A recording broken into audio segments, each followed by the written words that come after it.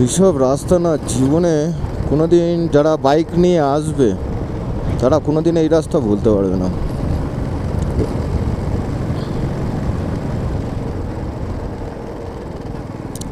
ওহ, কি রাস্তা রে ভাই! কোনোদিন স্বপ্নই ভাবতে পারিনি যে এখানে বাইক চালাবো। হ্যাঁ,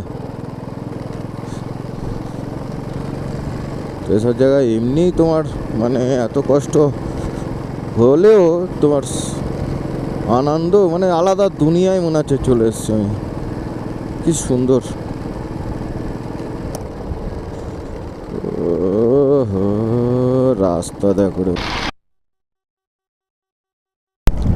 মানে দুজনের অবস্থা এমন হয়ে গেছে যে শালা দেখবো না গাড়ি চালাবো। এত সুন্দর মানে গাড়ি, মানে মিঠুন দারও স্লো হয়ে যাচ্ছে আর আমার তো আরো বেশি হচ্ছে।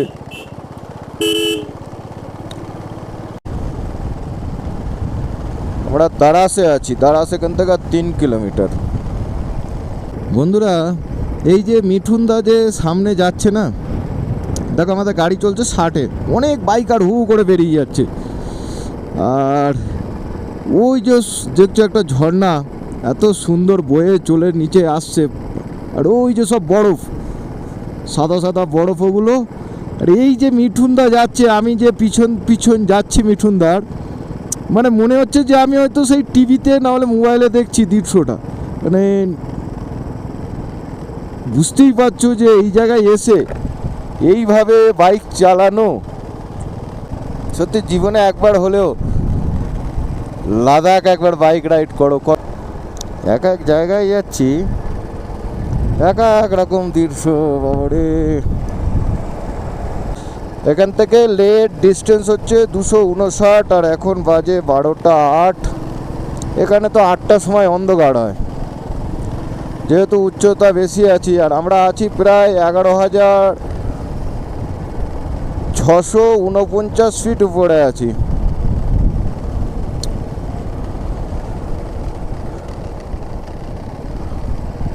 আর এখানে আগের থেকে হোটেলের এত সুন্দর না, মানে গাড়ি অটোমেটিকলি স্লো হয়ে যাচ্ছে দেখতে দেখতে বন্ধুরা, আর কিছু না।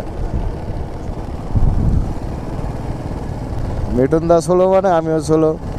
ঠান্ডাটা সেই ঠান্ডাটা নেই দিনের বেলা, রাতে কিন্তু অনেকটা ঠান্ডা আছে। চলো দাদা টানো, একটু টানো, না হলে পৌঁছাতে পারবো না। এই দৃশ্য দেখে আর তুমি তো স্লো হয়ে যাচ্ছে হালকা, দেখছো বন্ধুরা। বাইক নিয়ে এটাই মজা, আর কিচ্ছু।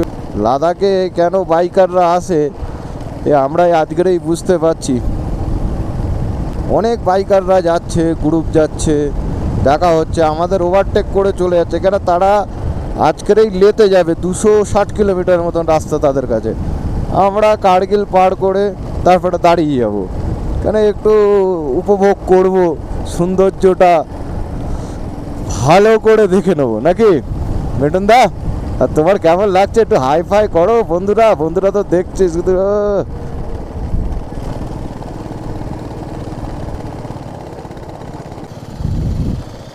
ভাই লাদাখের রাস্তায় দেখ, এরে কেটা তুলেছে তা কি জানি ভাই, 3 চাকা লাদাখের রাস্তায় চলছে, এখন কার্গিলে আছে।